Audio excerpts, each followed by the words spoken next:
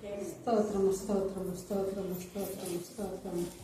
మహాగర్భ మహోన్నతుడ, సర్వశక్తుల మీద ఆసన్న దేవా, నీ పరిశుద్ధమైన పాదములకు లెక్కలేని వందనములు, స్తుతులు, స్తోత్రాలు తండ్రి. ఆయన వారమంతా కాచి ఈ ఆదివారం విశ్రాంతి దినం మమ్మల్ని ఇక్కడ ప్రవేశపెట్టినందుకు లెక్కలేని వందనములు. ఈ సమయం చూడలేక ఎంతో మంది గతించిపోయి ఉండవచ్చు, కానీ వారికంటే మేము గొప్పవారు కాదు. దాని దేవా, నీ ఉచితమైన కృప చొప్పున ప్రేమ చొప్పున మమ్మల్ని సజీవులు కింద ఉంచినందుకు మీకు లెక్కలేని వందనములు బాబు. అయ్యా నాయన, ఒకసారి నాయన ఇది ఆనందం మీ ఆత్మతో నింపండి తండ్రి. ఇప్పుడున్న వారు ఒక్కొక్కరితోటి మీరు మాట్లాడండి, దర్శించండి, వారి వారి అవసరతలు తీర్చిపెట్టండి తండ్రి. యేసు రాజా, ఆయన లోకం చాలా భయంకరమైన పరిస్థితుల్లో ఉన్నది, మీకు తెలుసు తండ్రి. యేసు రాజా, మరి ఒక్కొక్కరికి నిజమైన మార్పును దయచేయండి, రక్షణ భాగ్యాన్ని దయచేయండి.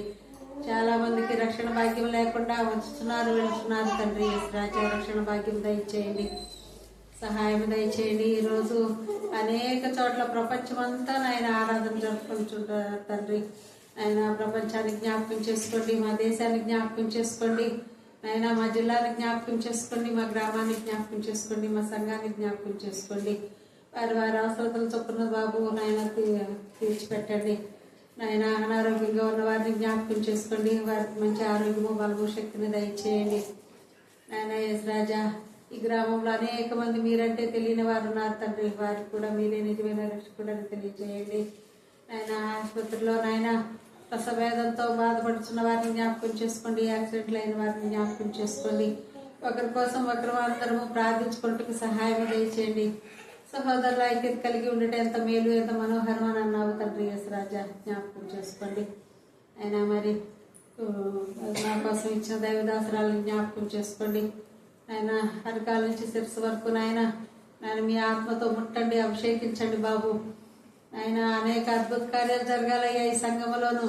బిడ్డంతో కష్టపడి ప్రార్థిస్తున్నారు తండ్రి. నాయన ప్రార్థనా వీరులను లేవనెత్తండి, సహాయం దయచేయండి. అడుగుటి నా వంతు కానీ నా వల్ల ఏమీ కాదు, సమస్తము చేయగల దేవుడు నీవే తండ్రి. యేసు రాజా, సహాయం దయచేయండి. నాయన పెదవులతో పలుకు మాటలు కాకుండా హృదయాంతరంగా వచ్చు మాటలుగా చేయండి తండ్రి. యేసు రాజా, మా ప్రార్థన వ్యర్థంగా పోనిపోతాయా రాజా. రాజా, స్తోత్రము స్తోత్రము తండ్రి. నాయన ఈ రోజు తండ్రి నాయన ఎవరితో మాట్లాడతారో, ఎట్టి రీతిగా మాట్లాడతారో వాక్యం ద్వారా మాట్లాడండి తండ్రి. యేసు రాజా, ఎవరు హృదయాలు కదిలించబడతాయో తండ్రి నాయన సహాయం దయచేయండి. నాయన ఇచ్చిన వాక్యాన్ని మా హృదయాల్లో ఫలించి చేసుకునే భాగ్యం దయచేయండి తండ్రి. నాయన సహాయం దయచేయండి. స్తోత్రము స్తోత్రము బాబు. ఆయన ఒట్టిదానిగా వచ్చినాను తండ్రి. నాయన మిమ్మల్ని మోసుకొని పోవు అర్థ చేయటకు సహాయం దయచేయండి. ఈ రోజు నాయన జరిగిన పాటల్లో మీరు తోడుగా ఉన్నారు, ప్రార్థనలో మీరు తోడుగా ఉన్నారు, మరి ధ్యాన కీర్తనలో మీరు తోడుగా ఉండండి. ఆయన ఈ రోజు నాయన వాక్యం ఎత్తుచుండగా నాయన మీరే సహాయం దయచేయండి, మీరే తోడుగా ఉండి కార్యక్రమం అంతయు తండ్రి నాయన మీరే అధ్యక్షత వహించమని ప్రభువు నేస్తూ పెట్టుకుంటున్నాను తండ్రి. మా కొరకు నా తండ్రి మరణించి తిరిగి లేచిన యేసు ప్రభువానికి స్తుతులు స్తోత్రములు స్తోత్రం. మా మధ్య ఉంటూ మాలో ఉంటున్న పరిశుద్ధ ఆత్మదేవానికి స్తుతులు స్తోత్రములు స్తోత్రం. ప్రభా, త్రియేక నామం కలిగిన దేవానికి స్తుతులు స్తోత్రములు స్తోత్రం తండ్రి. సమీపించడానికి తేజస్సులో మీకు మాత్రమే నివసిస్తూ ఆడడానికి స్థుతులు స్తోత్రములు స్తోత్రం తండ్రి. అయ్యా నా తండ్రి దేవా, ఇక్కడ చిన్న ప్రతి వచ్చిన ఎవరైనా జ్ఞాపకం చేసుకోండి. అయ్యా అబ్బలు ఎంతగానో సంతానం తండ్రి, అబ్బలు ఎంతో కనిపిస్తున్న వారందరినీ కూడా దీవించండి, ఆశ్రయించండి అయ్యని ప్రార్థిస్తున్నాం తండ్రి. ఎంతమంది నన్ను ప్రేమ చేయమని చెప్తున్నారో వారందరినీ కూడా జ్ఞాపకం చేసుకోండి అయ్యా. మరి అయ్యా వారి అవసరాలు తీర్చమని ప్రార్థన చేస్తున్నాం. అక్క కుటుంబాన్ని కూడా దీవించండి, ఆశ్రయించండి. అబ్బాయికి ఇచ్చిన ఎదురు కుమారుని దీవించండి, వాళ్ళకి మంచి భవిష్యత్తు దయచేయమని ప్రార్థన చేస్తున్నాం. వాళ్ళకి రావాల్సిన రాబడంతా అయా రావడానికి కృప చూపించిన వాళ్ళ కష్టాలంతా మీరు ఆశీర్వదించమని ప్రార్థన చేస్తున్నాం అయ్యా. మరి ఇక్కడ కర్నూలు పట్టణానికి, మరి అనంతపురానికి ఎక్కడెక్కడెక్కడ అయ్యా మీ సువార్తను మరి అక్కగారు మోసుకొని వెళ్ళి ప్రకటించారు. అక్కడంతా మీ అభిషేకం ఆత్మవర్షం కుమరించి వారికి రక్షణ, స్వస్థత, ఆశీర్వాదం, ఆరోగ్య, విడుదల అయా మరి అభివృద్ధి దయచేయమని ప్రార్థిస్తున్నాం. దేవానికి యేసుకి స్తోత్రములు చెల్లిస్తున్నాం ప్రభా. అయ్యా ఇక మీద జరగబోయే కార్యము కూడా మీరే మీకు మేమకరంగా, మా అందరికి తీవ్రకరంగా, మా కుటుంబాలకు రక్షణకరంగా మీరే ముందు జరిగించమని నజరేయుడైన యేసుక్రీస్తు పరిశుద్ధ నామమున ప్రార్థించి అడిగి వేడుకొనుచున్నాము తండ్రి. ఆమేన్ ఆమేన్ ఆమేన్. ఈ క్షణాన తండ్రి మీ మందిరంలో మమ్మల్ని నడిపించి మిమ్మల్ని స్తుతించుటకు, మిమ్మల్ని ఆరాధించుటకు, మిమ్మల్ని కనపరచుటకు, మిమ్మల్ని సేవించుటకు, మీ వాక్యం వినుటకు మీరు మాకు ఇచ్చినటువంటి ఈ సమయాన్ని బట్టి, ఈ ధన్యతను బట్టి, ఈ భాగ్యం బట్టి తండ్రి మీకే వేలాది కోట్లాది స్థుతులు స్తోత్రం చెల్లిస్తున్నాము. ప్రభు ఎంతోమంది తండ్రి ఈ సమయం చూడక ఎంతోమంది మట్టిమన్నారా ప్రభు, అలాగే తండ్రి ఎంతోమంది రాలేకపోయినారా, కానీ తండ్రి మీ మందిరం తండ్రి మేము మీ మందిరం వచ్చినట్లుగా సాయం చేసిన విధానం బట్టి కూడా మీకు కొందరు చెల్లిస్తున్నాను. ప్రభు ఇచ్చిన తండ్రి వినబోతున్న వాక్యం బట్టి మీకు కొందరులగా ప్రభు వాక్యం తండ్రి ఎవరైతే చెప్పబోతున్నారో వారిలో మీరుండి మీరు మాతో మాట్లాడండి. ప్రభు ఈ దినాన తండ్రి వినబోతున్న వాక్యం తండ్రి కొత్త విషయాలు మేము అందరినీ తెలుసుకొని తండ్రి మా జీవితాలను బాగు చేసుకునే భాగ్యం దయచేయండి. ఎటువంటి ఇబ్బంది లేకుండా, ఎటువంటి ఆటంకాలు లేకుండా తండ్రి మీ వాక్యం విన్నట్లుగా సాయం చేయండి. మా ఫోకస్ మొత్తం తండ్రి మీ వాక్యం పట్ల ఉన్నట్లుగా సాయం చేయండి. మిమ్మల్ని కాదని తండ్రి ఇంకేది చేయడానికి వీల్లేకున్నట్లుగా, ఇంకేది తండ్రి చూడడానికి వీల్లేకున్నట్లుగా, ఇంకేది తండ్రి ఆలోచించడానికి వీల్లేకున్నట్లుగా మీ వాక్యం మటుకే మా మైండ్లో తండ్రి ఉన్నట్లుగా సాయం చేయండి. ఎటువంటి పరిస్థితుల్లో ఉన్న తండ్రి ఎవరెవరైతే తండ్రి వచ్చినారో తెలియదు, కానీ ప్రతి ఒక్కరితో మీరే మాట్లాడండి. వారికి కావాల్సిన ప్రతి శ్రేష్టమైన జవాబులు మీరు అందించండి. వారితో మీరు మాట్లాడండి. మీ వర్తమానం తండ్రి వారందరూ విన్నట్లుగా సాయించండి. తండ్రి వారందరూ కలిగినటువంటి ప్రతి క్వశ్చన్కు తండ్రి వారందరూ తండ్రి జవాబు పొందుకొని వీరికి వెళ్ళటకు సాయించండి. మీ చేతులకి తండ్రి ప్రార్థన అంతగా అప్పగిస్తూ క్రీస్తు పరిశుద్ధ నామమున పెట్టాడు వేడుకుంటూ పొందిన పరమ తండ్రి. నుంచి కీర్తనల గ్రంథము 112వ కీర్తన 4వ వచనం. యథార్థవంతులకు చీకటిలో వెలుగు పుట్టును, వారు కటాక్షమును వాత్సల్యతయు నీతియు గలవారు. దేవుడిలో వచ్చుచున్న వారిని వెళ్ళుచున్న వారి అనుదినము మీరు నూతన ఆత్మలు మీరు నడిపిస్తున్నారు. మేము స్తుతిస్తున్నాం. ఎంతమంది బిడ్డలైతే రావాలనుకునే రాలేక వారిని అడ్డగించిన దుష్ట శక్తులు ఏ స్థానంలో గర్భించి పాపలాగా బంధించమని ప్రార్థిస్తున్నాం. ప్రత్యేక రీతిలో స్త్రీల కుటుంబం నడిపించడానికి వసంతను వారి కుటుంబాన్ని మీరు ఆశించండి. చిన్న బిడ్డలు ఎంత చక్కగా నా ప్రభ అతని వారి హిందీ, ఇంగ్లీష్, తెలుగులో వారు నేర్చుకున్న లేఖన భాగాలు వారి జీవితానికి వెలుగుమయంగా దేవాన్ని అతని సత్య మార్గంలో, జీవ మార్గంలో, నీతి మార్గంలో, మహిమ మార్గంలో, యథార్థ మార్గంలో వారు నడుచురావడం మీ కృపాసాం దయచండి. నీ వాక్యమే వెలుగైంది ప్రభా. వెలుగులో ప్రతి చీకటి శక్తులు లయపరచమని ప్రార్థిస్తున్నా. దేవా మధ్యనే చదువు మీ వాక్యం చెప్తుండగా మీ జ్ఞానాత్మతో నింపండి. వాక్యం వాక్శుద్ధిగా మీరు మార్చండి తండ్రి. స్తోత్రం.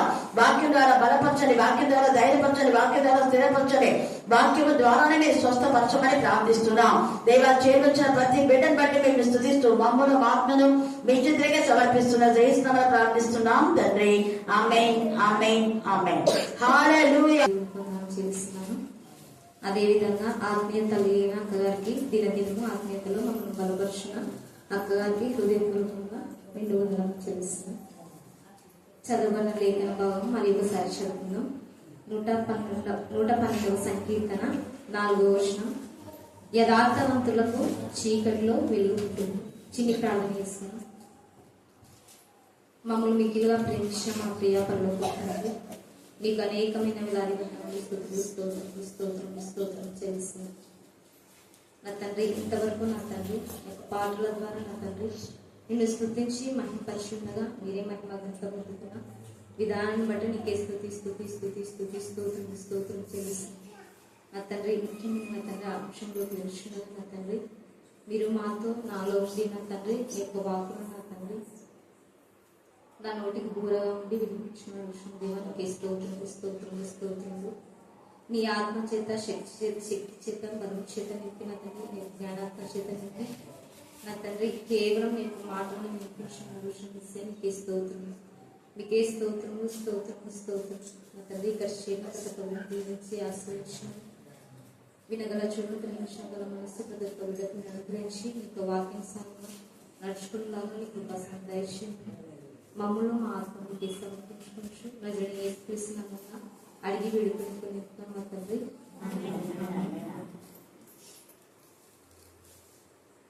చదవబడిన లేఖన భాగంలో చూసినట్లయితే యథార్థవంతులకు చీకటిలో వెలుగు. మన యొక్క టాపిక్ వచ్చేసి చీకటిలో దేవుడు వెలుగు కలుగజేయట. చీకటిలో దేవుడు వెలుగు కలుగజేయట. చీకటి అంటే అందరికీ దాదాపు భయం. ఎవరు చీకటిని ఇష్టపడరు, ఎక్కువ వెలుగుని ఇష్టపడే వాళ్ళుగా మనం ఉంటున్నాం.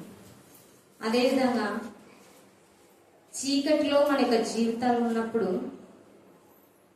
మనము వెలుగుకరంగా మన యొక్క జీవితాలు మారినట్లయితే మనకు ఎంత ఆనందాన్ని ఇస్తుందో ఈ యొక్క వాక్యం బట్టి తెలుసుకుందాం. ఒక 15 మినిట్స్ కరెంటు పోయిందనుకో మనం ఏ పని చేయలేము. ప్లస్ ఆ యొక్క సమయం అంతా కూడా ఏదో ఒక ఆందోళనతోటి కొంచెం భయంతోనే ఉంటాం. సడన్ గా 15 మినిట్స్ తర్వాత కరెంట్ వచ్చిందనుకో మన మనసు అప్పుడు కుదట పడుతుంది, మన యొక్క పనులన్నీ కూడా చేసుకోగలుగుతాం. అదే విధంగా మన యొక్క జీవితంలో కూడా ఇక చీకటి లాంటి పరిస్థితులు ఎదురైనప్పుడు, అంటే కుటుంబంలో సమస్యలు కానీ, ఆర్థిక సమస్యలు కానీ, రోగాలు కానీ, అదేవిధంగా భార్యాభర్తల మధ్య ఏమైనా గొడవలు, మనస్పర్ధలు, అంటే ఒక దాని తర్వాత ఒకటి ఒక శోధనలు మనల్ని ఆ విధంగా అనుకున్నప్పుడు, అలాంటి చీకట్లో మన యొక్క జీవితాలు సడన్ గా వెలుగుగా నింపబడితే మన యొక్క జీవితంలో ఎంతో గొప్ప ఆనందాన్ని, గొప్ప విధానం కూడా ఇస్తుంది. అదేవిధంగా యేసుక్రీస్తు ప్రభుల వారు ఆయన ఈ లోకానికి వచ్చాడు. ఆయన ప్రతి ఒక్క చీకటి యొక్క జీవితాన్ని పారద్రోలడానికి, చీకటిలో ఉన్న యొక్క జీవితాలను తొలగించడానికి యేసుక్రీస్తు ప్రభుల వారు ఈ లోకానికి వచ్చాడు. ఈ యొక్క బైబిల్ గ్రంథంలో చూసినట్లయితే ఆయన ఒక మాట అంటాడు. యోహాను సువార్త 12వ అధ్యాయం 46వ వచనం, నా యందు విశ్వాసం ఉంచి ప్రతివాడు చీకటిలో నిలిచి ఉండకున్నట్లు నేను ఈ లోకమునకు వెలుగుగా వచ్చి ఉన్నాను. ఆయన యందు విశ్వాసం ఉంచి ప్రతివాడు కూడా చీకటిలో నిలిచి ఉండకుండా ఆయన ఏం చేసిన ఈ లోకానికి వెలుగుగా వచ్చి ఉన్నాడు. అంటే చీకటిలో ఏ ఒక్కరు కూడా నివసించకూడదు, జీవించకూడదు. ఆయన వెలుగులోనే జీవించాలి. ఎవరైతే ఆయన యందు విశ్వాసం ఉంచి ఆయన యందు భయభక్తులు కలిగే ఎవరైతే నడుచుకుంటారో వారి యొక్క జీవితాలలో చీకటి తొలగిపోయి వెలుగు ఉంటుంది. అంటే తండ్రి అయిన దేవుని ద్వారా మాత్రమే, యేసుక్రీస్తు ప్రభుల ద్వారా మాత్రమే మనకు వెలుగు వస్తుంది. చీకటిలో ఉన్న ప్రతి ఒక్క వ్యక్తిని వెలుగులోకి నడిపించడానికి ఆయన ఈ లోకానికి వచ్చాడు. అదేవిధంగా యోహాను సువార్త 1వ అధ్యాయం 9వ వచనంలో చూసినట్లయితే, నిజమైన వెలుగు ఉండెను, అది లోకంలోనికి వచ్చుచు ప్రతి మనుషుని వెలిగించుచున్నది. ఈ యొక్క నిజమైన వెలుగు ఎవరు? యేసుక్రీస్తు ప్రభుల వారు. అంటే యేసయ్య ఈ లోకానికి వెలుగుగా వచ్చాడు. ఒక్కరిని మాత్రమే కాకుండా ప్రతి ఒక్క మనిషిని వెలిగించడానికి వచ్చాడు. అంటే ఒక దేశం మాత్రమే కాకుండా, ఒక రాష్ట్రం మాత్రమే కాకుండా, ఒక వర్గం వారికి సంబంధించిన వాళ్ళు కాకుండా, ఒక మతానికి, కులానికి సంబంధించినది కాకుండా ప్రతి ఒక్కరిని కూడా, అంటే ప్రతి ఒక్కరిని ఆయన విశ్వాసం ఉంచిన ప్రతి ఒక్కరిని రక్షించడానికి ఆయన ఈ లోకానికి వచ్చినాడు. నశించిన వారిని వెతికి రక్షించడానికి మనుష్య కుమారుడు ఈ లోకానికి వచ్చాడు. అంటే ఏ ఒక్క ఆత్మ కూడా నశించిపోకుండా అందరూ ఆయన యొక్క వెలుగులో నడచాలని, చీకటి జీవితాల్లో ఉండకుండా అందరూ వెలుగుకరంగా జీవించాలని ఆయన ఈ లోకానికి వచ్చినట్టుగా మనం చూస్తున్నాం. అదేవిధంగా యోహాను సువార్త 8వ అధ్యాయము 12వ వచనంలో చూసినట్లయితే, నేను లోకమునకు వెలుగును అంటాడు. లోకమునకు వెలుగు యేసుక్రీస్తు ప్రభుల వారు. అదేవిధంగా నన్ను వెంబడించువాడు చీకటిలో నడవక జీవపు వెలుగు కలిగి ఉంటును. ఎవరైతే యేసుని వెంబడించి ఆయన యొక్క మార్గంలో నడిచి ఆయనకి ఇష్టమైన బిడ్డలుగా జీవిస్తే వారి యొక్క జీవితాల్లో చీకటి ఉండకుండా జీవపు వెలుగు కలిగి ఉంటారు. యేసుక్రీస్తు ప్రభుల వారు అందరికీ ప్రభువు అయి ఉన్నాడు. ఆయన పక్షపాతి కాడు. అంటే ఒక జీవితంలో మేలు చేసి ఒక జీవితంలో కీడు చేయాలని చేసేవాడు కాదు. అదేవిధంగా ఒకరిని ఆస్వాదించి ఇంకొకరిని శపించేవాడు కాదు. అంటే ఆయన పక్షపాతి కాడు. అందరికీ ఆయన ప్రభువు అయి ఉన్నాడు. ఆయన యందు ఎవరైతే విశ్వాసం ఉంచి, ఆయన యందు ఎవరైతే నమ్మిక ఉంచి నీతి నిజాయితీగా జీవిస్తారో వారందరి పట్ల దేవుడు ఖచ్చితంగా గొప్ప కార్యములు చేసే దేవుడు, ఆలస్యమైన అన్యాయం చేయని దేవుడు. అదేవిధంగా ఆదికాండము 2వ అధ్యాయము 7వ వచనంలో చూసినట్లయితే, దేవుడైన యెహోవా నేల మట్టితో నరుని నిర్మించి వాని నాసికారంధ్రములో జీవవాయువును ఊదగా నరుడు జీవాత్మ ఆయను. నేల మట్టితో ఆయన స్వహస్తాలతో మనను నిర్మించాడు. ఆయన పోలిక చొప్పున మనను నిర్మించాడు. ఆయన జీవవాయువు ఊదగా నరుడు జీవాత్మ ఆయన. మామూలుగా కొన్ని శాస్త్రవేత్తలు, కొంతమంది శాస్త్రవేత్తలు చూసినట్టయితే డార్విన్ అనే శాస్త్రవేత్త ఒక బుక్ రాస్తున్నాడంట. మామూలుగా అంటే ఏమని, ఈ యొక్క జంతువుల నుంచే మనుషులు పుట్టినారు, అంటే కోతుల నుంచి మనుషులు పుట్టినారు అనే పుస్తకం రాస్తున్నాడంట. అందులో మామూలుగా ఒక రోజు ఈ యొక్క కోతులన్నీ ఒక మీటింగ్ వేసుకొని మాట్లాడుకున్నాయంట. ఈ యొక్క మానవులు మనల నుంచి పుట్టినారని, మామూలుగా ఈ యొక్క మనుషులు ఎప్పుడు గొడవలు పడుకుంటూ ఒకరికొకరు హత్యలు చేసుకుంటూ ఎప్పుడు మనశ్శాంతి లేకుండా ఈ విధంగా జీవిస్తారు కదా. మరి మనం కూడా ఆ విధంగా ఎప్పుడు గొడవలు పడుకుంటూ హత్యలు చేసుకుంటూ ఆ విధంగా జీవిస్తామా? మరి మనలను మనల నుంచి వాళ్ళు ఏ విధంగా పుట్టినారనేది వాళ్ళంటే వాళ్ళు ఒప్పుకోలేరు అనమాట. అంటే జంతువులే మనుషులు మన నుంచి పుట్టినారు అనే విషయం మాట వాళ్ళు ఒప్పుకోలేరు. అంటే అప్పట్లో ఆ యొక్క పుస్తకాన్ని చదివిన వాళ్ళు సరైన అవగాహన లేక కొంతమంది ఆ విధంగానే నమ్మికొచ్చినారు. మనము ప్రతి ఒక్క మానవుడు కూడా ఆయన తండ్రి అయినాడు. ప్రతి మానవునికి కూడా తండ్రి అయిన దేవుడు ఉన్నాడు. మనము ఆయన కుమార్తెలమై ఉన్నాము. కాబట్టి ఆయన కుమార్తెలుగా బ్రతికున్న మనము మన యొక్క జీవితంలో ఎటువంటి చీకటి లేకుండా ఆయన తీసివేయడానికి వచ్చినాడు. ఈ లోకానికి వెలుగుగా వచ్చినాడు. మన యొక్క చీకటిని అంతా తీసివేయగలిగిన వ్యక్తి ఒకే ఒక్కరు ఎవరంటే యేసుక్రీస్తు తండ్రి అయిన దేవుడు యేసుక్రీస్తు ప్రభుల వారు. అదేవిధంగా యెషయా గ్రంథము 9వ అధ్యాయము 2వ వచనంలో చూసినట్లయితే, చీకటిలో నడుచు జనులు గొప్ప వెలుగును చూస్తున్నారు, మరణ ఛాయ గల దేశ నివాసుల మీద వెలుగు ప్రకాశించును. అంటే చీకటిలో నడిచే జనులు కూడా గొప్ప వెలుగు చూస్తారు. ఎప్పుడు ఆయన నమ్ముకొని ఆయనకి ఇష్టమైన బిడ్డలుగా జీవించి యెహోవా యందు భయభక్తులు కలిగి ఆయన యొక్క వాక్యానుసారంగా నడిచి అప్పుడే మనకు చీకట్లో ఉన్న యొక్క బ్రతుకులు కూడా వెలుగుకరంగా మారుతాయి. అదేవిధంగా మరణ ఛాయ గల దేశ నివాసుల మీద కూడా వెలుగు ప్రకాశిస్తుంది.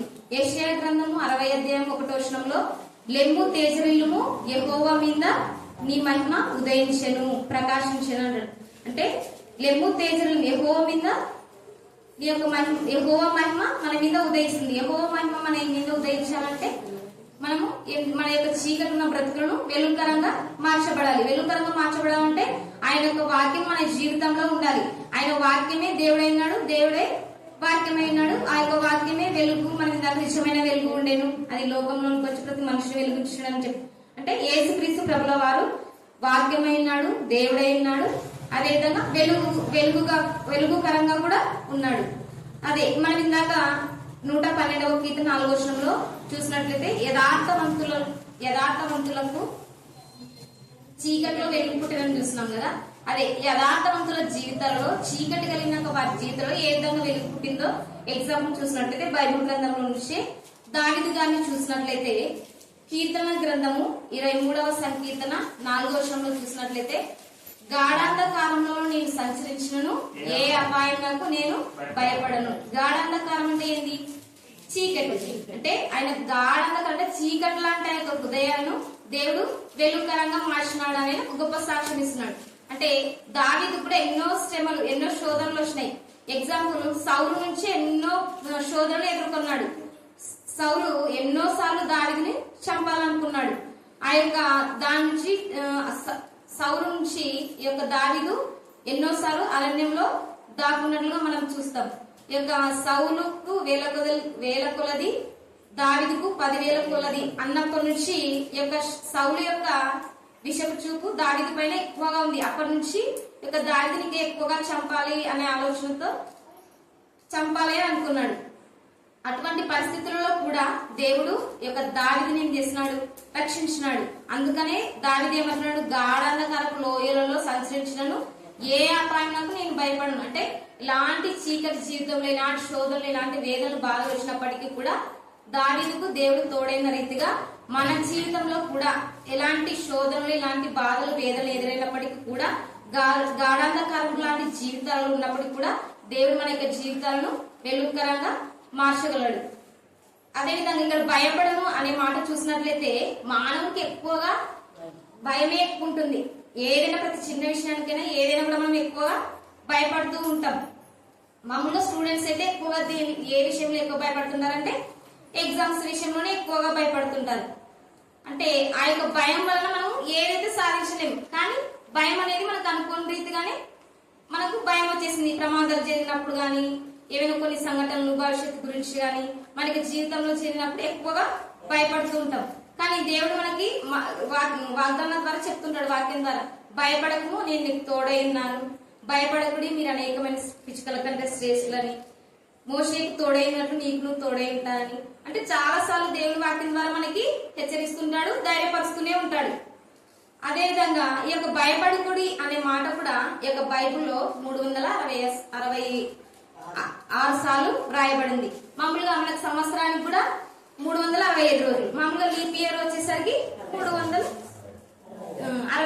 మామూలు సంవత్సరం 365, లీప్ ఇయర్ లో 300. అంటే ప్రతిరోజు దేవుడు మనకి హెచ్చరిస్తున్నాడు, భయపడకుడి భయపడకుడి, నేను తోడై ఉన్నాను అని చెప్తూనే ఉన్నాడు. అంటే దావీదు జీవితంలో కూడా ఇలాంటి ఎన్నో శత్రు భయం కలిగినప్పటికీ, అపజయం కలిగినప్పటికీ, సాతాను శక్తులు ఇవన్నీ ఎదురైనప్పటికీ కూడా, అంటే చీకటి లాంటి జీవితాన్ని దేవుడు ఏం చేస్తున్నాడు, అంధకారం లాంటి జీవితాన్ని, గాఢంధకార జీవితాన్ని ఆయన వెలుగుకరంగా మార్చినాడు. ఆయనకు ఎదురైన ప్రతి ఒక్క విషయంలో, సంఘటనలలో దేవుడు దావీదుకు తోడై ఉన్నాడు. అదే విధంగా కీర్తనల గ్రంథము 18వ అధ్యాయము 28వ వచనంలో చూసినట్లయితే, నా దీపమును వెలిగించు వాడవు నీవే, నా దేవుడైన యెహోవా చీకటి నాకు వెలుగా చేయవాడు. దావీదు అంటున్నాడు అనమాట, నా దీపం వెలిగించిన వాడు ఆయనే. అంటే నా యొక్క ఆరిపోయిన నా యొక్క జీవితాన్ని వెలిగించే దేవుడు ఆయనే. నా దేవుడైన యెహోవా చీకటి నాకు వెలుగుగా కలుగజేస్తాడు అని ఆయన చెప్తున్నాడు. అదేవిధంగా మనం పాట పాడతాం కదా, నా దీపము యేసయ్యా నీవు వెలిగించినావు, సుడి గాలిలోనైనా జడివానలోనైనా ఆరిపోదులే నీవు వెలిగించిన దీపము, నీవు వెలిగించిన దీపము, నీవు వెలిగించిన దీపము. అంటే నా దీపము వెలిగించేవాడు ఆయన. మన యొక్క జీవితాలకు వెలిగింపచేసేది యేసయ్య మాత్రమే. చీకటిని తొలగించి వెలుగుగా మార్చేది కూడా యేసయ్య మాత్రమే. అదే విధంగా దావీదును చూసినాం కదా. యోబు కూడా చూసినట్లయితే, యోబు గ్రంథము 1వ అధ్యాయము 1వ వచనంలో చూస్తే, ఊజు దేశం నందు యోబు అని ఒక మనుషుడు ఉండేను, అతని యథార్థవంతుడును న్యాయవంతుడనై దేవుని యందు భయభక్తులు కలిగి చెడుతనమును విసర్జించినవాడు. అంటే యోబును చూసినట్లయితే అతను న్యాయవంతుడు, యథార్థవంతుడు, చెడుతనమును విసర్జించిన వ్యక్తి. ఆయన అంత యథార్థంగా, నీతిమంతుడుగా, న్యాయవంతుడుగా చెడుతనాన్ని విసర్జించి బ్రతికిన వ్యక్తి. ఆయనకి శోధన ఎదురైంది. అంటే అంధకారం లాంటి ఆయన యొక్క బ్రతుకులో చీకటి ఎదురైంది. ఆయనకి 7 కుమారులు, 3 కుమార్తెలు ఉంటారు, బహు సంపద కలిగి ఉంటాడు, అంత ఆస్తి, అంత ఐశ్వర్యం ఉన్నప్పటికీ కూడా ఆయన యొక్క జీవితంలో చీకటి అనేది అలుముకుంది. అంటే యోబు యొక్క జీవితంలో కూడా మామూలుగా ఆ యొక్క 1వ అధ్యాయంలో చూసినట్లయితే, మామూలుగా యోబు దగ్గరకు ఒక దూత వచ్చి చెప్తుంది. అంటే మన ప్రాంతంలో ఉన్న ఎద్దులు మామూలుగా నాగలి దునుచు గాడిదల వాటి సమీపంలో మామూలుగా మేయిచుండగా ఈ యొక్క శెబాయిలు వచ్చి వాటిని అపహరించి వాటిని సంహరిస్తారని చెప్తారు. మళ్ళీ అంతలో మరి ఇంకొక వ్యక్తి ఏమని చెప్తారంటే, అయ్యా అగ్ని చేత మన గొర్రెలన్నీ కాల్చివేసిబడినాయి అని చెప్తాడు. మళ్ళీ ఒక వ్యక్తి వచ్చి ఏం చేస్తాడంటే, మన ఒంటలన్నిటి మీదకి ఖడ్గం వచ్చి పనివారినందరినీ చంపివేసి ఉన్నది. అంటే ఒకటి తర్వాత ఒకటి, ఒక శ్రమ తర్వాత ఒకటి, ఒక శోధన తర్వాత ఒక శోధన ఎదురైతూనే ఉంది. అదే విధంగా వాళ్ళ కుమార్తెలు వాళ్ళ అన్న వాళ్ళ ఇంట్లో భోజనం చేసి పానం త్రాగుచుండగా ఆ యొక్క ఇల్లంతా సుడిగాలి వచ్చి ఆ ఇల్లంతా కూలిపోతుంది. ఆ విధంగా అంటే ఒక శోధన తర్వాత ఒక శోధన, ఇది వెంటనే అంటే ఎదురైతూనే ఉంది. అంటే ఆయన యొక్క జీవితంలో కూడా ఎన్నో శ్రమలు, ఎన్నో శోధనలు వెంటనే జరిగినప్పటికీ కూడా ఆయన దేవుని యందు విశ్వాసము, నిరీక్షణ ఉంచినాడు. ఎప్పుడు యొక్క విశ్వాసము కోల్పోలేదు. ఆయన అన్ని శ్రమలు, ఆయన ఉన్న ఆస్తి అంతా కోల్పోయి వాళ్ళ కుమార్తెలన్నీ చనిపోయి అంత జరిగినప్పటికీ కూడా దేవుని యందు ఎప్పుడు విశ్వాసం కోల్పోలేదు. ఆయన యందు నిరీక్షణ ఉంచి నమ్మకంగా ఉన్నాడు. ఆయన ఒక మాట అంటాడు, అదే యోబు గ్రంథము 1వ అధ్యాయము 21వ వచనంలో అంటాడు, నేను తల్లి గర్భంలో నుండి దిగంబరిగా వచ్చి తిని దిగంబరిగానే అక్కడికి వెళ్ళేదను. యెహోవా ఇచ్చెను, యెహోవా తీసుకొనెను, యెహోవా నామమునకు స్తుతి కలుగును గాక. అంటే అలాంటి సిచ్యువేషన్ లో కూడా, అలాంటి పరిస్థితుల్లో కూడా దేవుని ఎటువంటి బాధ పెట్టకుండా, ఎటువంటి హింసించకుండా, దూషించకుండా అతను ఏమంటున్నాడు, నేను తల్లి గర్భంలో నుండి దిగంబరిగా వచ్చి తిని దిగంబరిగానే అక్కడికి వెళ్ళాను. అంటే యెహోవా ఇచ్చెను, యెహోవా తీసుకొనేను అని చెప్తాడు. అంటే మామూలుగా అదే విధంగా యోబు యొక్క మామూలుగా ఆ యొక్క రోగం చేత శరీరం అంతా కుళ్ళిపోయి ఉన్నప్పుడు మామూలుగా ఇంత వాళ్ళ స్నేహితులందరూ వచ్చి ఏం చెప్తారంటే, మేము నీతోనే ఉంటాము, మా యొక్క ప్రాణానికి ఇస్తాము అది అని చెప్తారనమాట. వాళ్ళ యొక్క స్నేహితులు కూడా వచ్చి అంటే అతని దగ్గరగా ఉండి కొన్ని మాటలు చెప్పిపోతారు. కానీ ఆయనకు ఆ విధంగా మరణకరమైన రోగం వచ్చి అలాంటి సిచ్యువేషన్ లో ఉన్నప్పుడు, ఆస్తి అంతా ఉన్నదంతా కోల్పోయినప్పుడు ఎవ్వరు కూడా ఆయన దగ్గరికి రారు. ఆయన దగ్గర అన్ని ఉన్నప్పుడు, అంత దగ్గరగా ఉండి అన్ని చేసిన వాళ్ళు ఆయన అన్ని కోల్పోయేసరికి అందరూ దూరం అయిపోతారు అనమాట. లాస్ట్ తన భార్య కూడా ఏమంటది, నీ దేవుని దూషించి నువ్వు మరణ కమ్ము అని చెప్తుంది. అంటే విసిగిపోతుంది అనమాట. అలాంటి సిచ్యువేషన్ తన సొంత వాళ్ళని అందరినీ పోగొట్టుకున్నప్పటికీ కూడా, అలాంటి శ్రమలు, శోధనలు, వేదనలు ఎదురైనప్పటికీ కూడా యోబు విశ్వాసాన్ని కోల్పోలేదు. లాస్ట్ చివరి అధ్యాయంలో చూసేసరికి యోబు ఎన్ని శోధనలు, ఎన్ని శ్రమలు వచ్చినప్పటికీ తన యథార్థతను విడిచిపెట్టలేదు. యోబుని నేను ఎన్ని శ్రమలు వచ్చినా, ఎన్ని శోధనలు వచ్చినా నాకు యథార్థతను నేను విడిచిపెట్టాను అంటాడు. అది ఇంకా చివరి అధ్యాయంలో చూసినట్లయితే యోబు ఏదైతే పోగొట్టుకున్నాడో దానికి దేవుడు రెండింతల ఆశీర్వాదాన్ని ఇచ్చినట్టుగా మనం చూస్తాం. అదే విధంగా ఆయన అలాంటి రోగంతో ఉన్న ఆయన కూడా ఇంకా ఎన్ని తరాలు బ్రతికినట్టు చూసి 4 తరాలు చూసినట్లుగా కూడా మనం చూస్తాం. అంటే మన యొక్క జీవితంలో కూడా అలాంటి దుఃఖకరమైన, యోబు లాంటి జీవితంలో అన్ని శ్రమలు రాకపోయినప్పటికీ కూడా మన యొక్క జీవితంలో దుఃఖకరమైన సంఘటనలు జరుగుతాయి, బాధాకరమైన విషయాలు, సమస్యలు వస్తూనే ఉంటాయి. అయినప్పటికీ కూడా దేవుడు నమ్మదగిన వాడు, శానంత దేవుడు. ఖచ్చితంగా మన యొక్క జీవితంలో కూడా దేవుడు ఇప్పుడు కోల్పోయినా దానికి రెండంత ఆశీర్వాదం యోగ్యత ఏ విధంగా ఇచ్చాడో ఆ విధంగా మనకి డబుల్ బ్లెస్సింగ్ ఇచ్చే దేవుడుగా ఉన్నాడు. అదే విధంగా యోబును దేవుడు ఏం చేస్తున్నాడు, ఆ యొక్క శరీరంతో కుళ్ళిపోయి ఆ విధంగా ఉన్నప్పుడు ఆయన సంపూర్ణమైన పరిపూర్ణమైన స్వస్థత ఇచ్చినాడు. అలాంటి యొక్క మరణకరమైన రోగం సంభవించినప్పుడు, అలాంటి బలహీనమైన విషయంలో కూడా దేవుడు మనకి బలపరిచే దేవుడుగా ఉంటున్నాడు. అదే హిజ్కియాను చూసినట్లయితే కూడా ఈ యొక్క 11వ అధ్యాయం 2వ రాజుల గ్రంథము 20వ అధ్యాయము 2-3 వచనములు చూసినట్లయితే హిజ్కియా గ్రంథము 2వ రాజుల గ్రంథము 20వ అధ్యాయము 2-3 వచనములు. అందులో హిజ్కియా గురించి వ్రాయబడి ఉన్నది. అతడు తన ముఖము గోడ తట్టు త్రిప్పుకొని యెహోవా యథార్థ హృదయుడనై సత్యముతో నీ సన్నిధిని నేనెట్లు నడుచుకుంటునో నీ దృష్టికి అనుకూలంగా సమస్తమును నేను ఎట్లు జరిగించుతునో కృపతో జ్ఞాపకం చేసుకోమని హిజ్కియా కన్నీళ్లు విడుచు యెహోవాను ప్రార్థించెను. అక్కడ 2వ రాజుల గ్రంథం 20వ అధ్యాయంలో చూసినట్లయితే హిజ్కియాకు మరణకరమైన రోగం సంభవిస్తుంది. అప్పుడు యెషయా ప్రవక్త వచ్చి చెప్తాడు, నువ్వు నీ ఇంటిని చక్కబెట్టుకో అని చెప్తాడు. ఆ విధంగా చెప్పిన తర్వాత ఈ యొక్క హిజ్కియా ఏమంటాడు, నేను నీకు యథార్థవంతుడుగా జీవించాను కదా, నేను నీ ఎందుకు భయభక్తులు కలిగి జీవించాను, అయినా నాకు ఇలాంటి రోగం ఏదనేసి అతను బాధతో కన్నీటితో ప్రార్థన చేశాడు. ఆ యొక్క కన్నీటి ప్రార్థన దేవుడు చూసి అతను ఏం చేశాడంటే అతనుకు ఇంకా 15 సంవత్సరములు ఆయుష్ పెంచుతాడు. అంటే మనము ఆయనకి మరణకరమైన రోగం వచ్చినప్పుడు కృంగిపోకుండా, బాధపడకుండా హిజ్కియా ఏ విధంగా అయితే కన్నీటి ప్రార్థన చేసినాడో మనం కూడా ఆ విధంగా ధైర్యం వహించి కన్నీటి ప్రార్థన చేస్తే మనం కూడా దేవుడు 15 సంవత్సరములు ఆయుష్ ఇచ్చేవాడుగా ఉంటున్నాడు.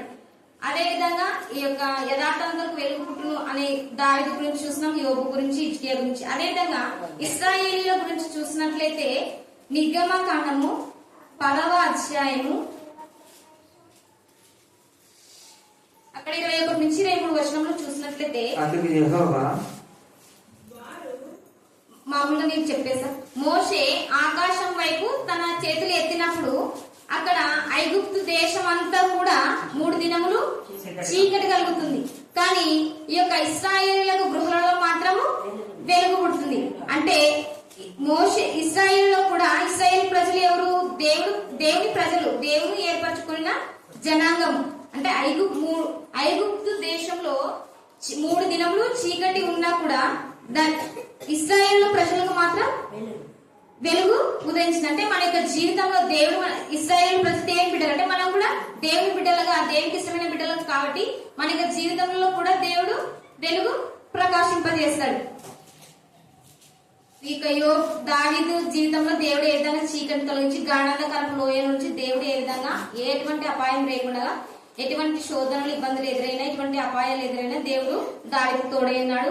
యోబు యొక్క జీవితంలో తన యొక్క మరణకరమైన రోగం కలిగినప్పటికీ ఎన్నో ఆస్తి సంపదలు, తన సంతానం అంతటిని కోల్పోయినప్పటికీ దేవుడు రెండింతల ఆశీర్వదించాడు. అదే విధంగా హిజ్కియా మరణకరమైన రోగం సంభవించినప్పుడు ఆయన దిగులు పడక, భయపడక దేవునికి ఏ విధంగా కన్నీటి ప్రార్థన చేసి అదే విధంగా 15 సంవత్సరంలో ఆయుష్ పెంచుకున్నాడు. ఇశ్రాయేలీయుల జీవితంలో దేవుడు వెలుగుకరంగా ఆ యొక్క కుటుంబాన్ని ఏ విధంగా జీవించినాడో ఈ యొక్క వాక్యం ద్వారా మనం తెలుసుకుని దేవుడి యొక్క వాక్యాన్ని దీవించి ఆశీర్వదించుగాక. ఆమేన్.